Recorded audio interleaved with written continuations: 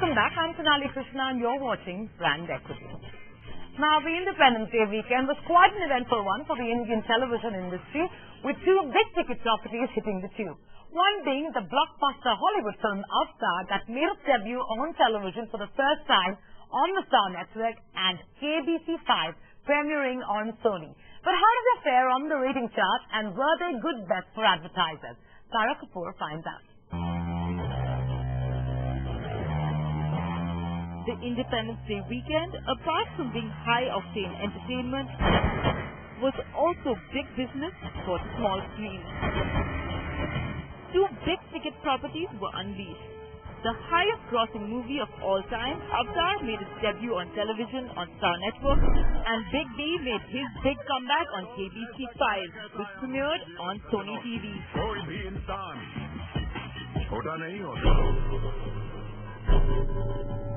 And both networks used the Independence Day weekend to ensure maximum eyeballs. Here's a look at how they fared on the rating scale. According to TAN Media Research, with an opening of 5.24 TVRs, KBC5 has become the first non-fiction show to open above the 5 TVR mark this year across Hindi general entertainment channels. And while the show might have had a stellar opening, the fact that Sony this year has increased the duration of the show as well as the number of episodes from 26 to 56 is reason enough for concern. The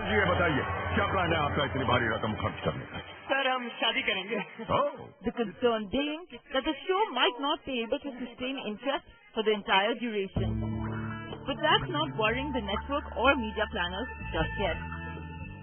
Obviously, the opening ratings are going to be the highest, so it can't sustain an opening rating. I think 80-85% of the revenue is already locked in. And this is the season's still yet to come. The season starts around 15th of September, the big Diwali season, and most of the brands are active. And that starts around 15th of September, going up till, post Diwali. So the main portion is still going to come, but we kind of sold out now. So they know, as far as the revenue is concerned, we're quite in line to meeting our numbers. Do we anticipate KBC to continue with 5 TVRs? While we would love it too, I don't think we are so optimistic because I think between the first episode and the second episode itself, there has been a drop in rating. Despite the drop, I think the second episode with over 4 TVRs is still extremely good in today's competitive environment and in today where there's a little bit of cynicism with reality shows. If the show does about 3 to 4 TVRs and averages around 3 to 4 TVRs over the whole season, I think we would be very happy, and we would. I think most of our clients who've been on the show would have got the bang for the buck. In the case of Avatar, the story is a little different. Movies will never be the same. The film's performance on Star Movies can be compared to that of any other average Hollywood film. While its Hindi telecast fared a little better, garnering a decent 2.26 TVRs. But despite it not being a rating success, Avatar has gone down in Indian history as the film that secured the highest interest and rates in terms of sponsors for a Hollywood film.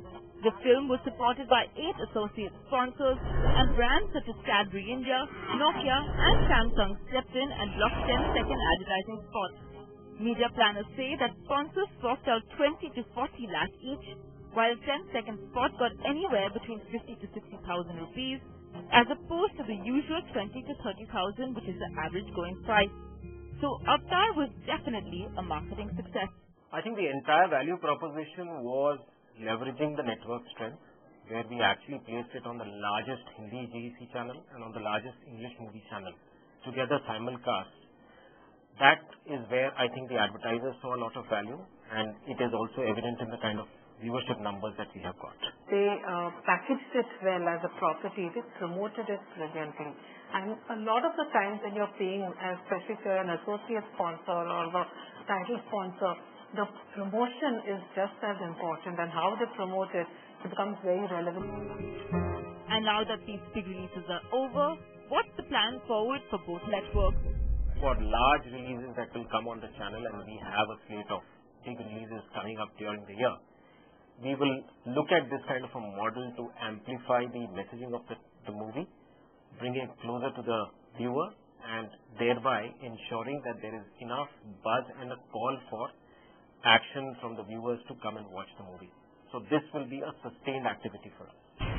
For Star, that Avatar was a one-off opportunity is understandable, but for Sony, the stakes are much higher. Sony is clearly using KBC as a means to build momentum and stickiness on the channel, and therefore its programming strategy for the next 8 months is critical. Our issue had been in the last couple of years that our fiction really wasn't working. And what's happened with, in the last 2-3 months, both our fiction shows have really started doing extremely well. And that's good news. So now, that's how, we've crossed the 200 GRP mark. Like I said, we've beaten Z this week. With KBC, we hope to be very close to Colors or, let's see. We expect the funnel to continue to drive, the viewership to continue to drive from KBC onto these new shows to help build that. The Independence Day weekend has proven to be a successful venture for both Sony and Star, but the road forward could get a little sticky. For Star movies, maintaining the same kind of ad rates that Avatar received will be close to impossible, and for Sony, leveraging KBC's popularity and using it as an anchor to develop its primetime fiction slot is undoubtedly the call of the year. But nevertheless, both properties have proven to be real revenue spinners.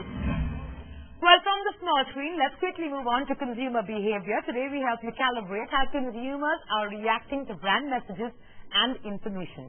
So today we zoom into yet another truth, which is, are consumers turning to each other for information on brands rather than brand messages? Brand Equity spoke to 10 leading Indian marketers to find out if that is in fact the truth or a myth. Listen in.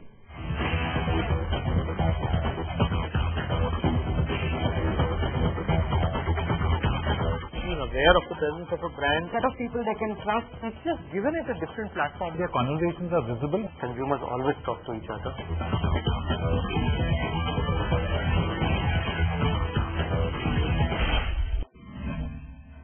No, I disagree because they're doing both.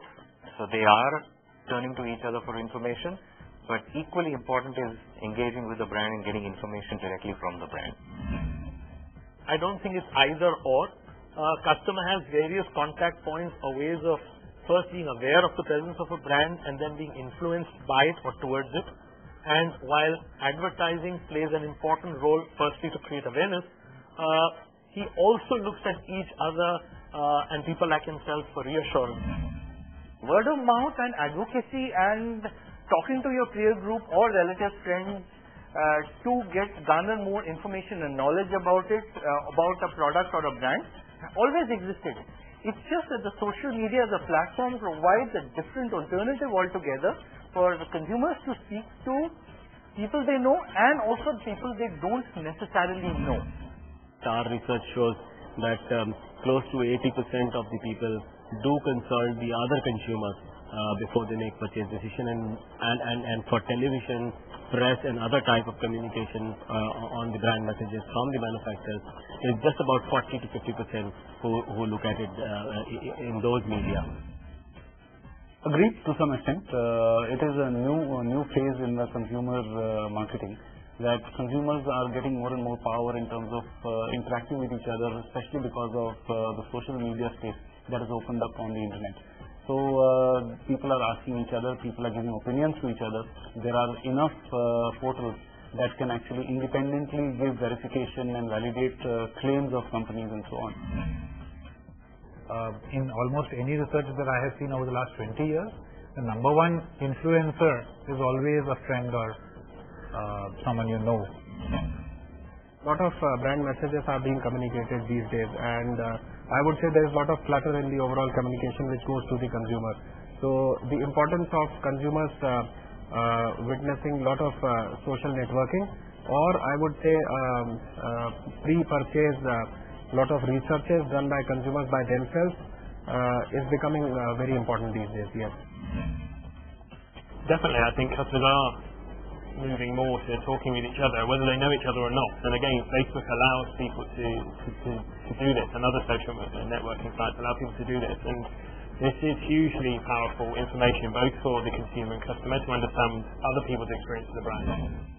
The trust deficit that has come about being thanks to all the overclaims and thanks to all the hyper marketing that's happening across categories, is turning the consumers on to a set of, friends, to a set of well-wishers, to a set of people they can trust, and that is how the buying decisions are today being governed. Completely agree. Consumers always talk to each other. Maybe some marketers have noticed it now.